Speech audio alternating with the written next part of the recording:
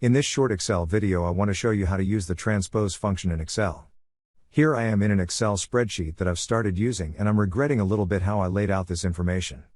I know that's happened to me a few times. In other cases the way I've entered the data is fine and it's what I want, but I might want to have it also displayed in the opposite way. Maybe on a separate spreadsheet, so we're going to look at an Excel function called transpose. That will help us do that. And I'm going to begin by clicking on this plus sign to add sheet number 2. I'll go to the upper left corner of where I want the new data to appear and I'll tap the equals sign. Type in transpose. You can see that Excel recognizes the function that I'm trying to use and it gives me a description. It converts a vertical range of cells to a horizontal range or vice versa. So now I'll type left parenthesis and Excel is now expecting an array. In other words, a range of information. So I'm going to click back on sheet 1 and then I'll simply click and drag to highlight the range of information that I would like to transpose.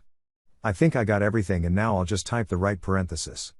Here in the formula bar you can see that same formula that I started on sheet 2 is still present with me here through the formula bar and I put in the right parenthesis.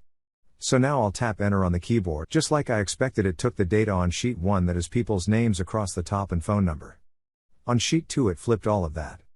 That's exactly what I wanted, but to help us see this better I'm going to click and drag from A to D here at the top in the column letters, and then I'll just double click between any two of those columns. How about here between C and D, right on that line, just double click. That will automatically resize the columns so that the information in the columns fits perfectly. Let's take a look at this data. It's important to know that if I change the information in sheet 1, like the donation amount for Morgan, let's say he donates a little more, Morgan's information will also change on the linked sheet when it transposes the links.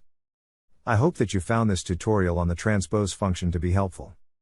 Please like, follow and subscribe, and when you do, please click the bell so you'll be notified when I post another video. Thank you for supporting my channel.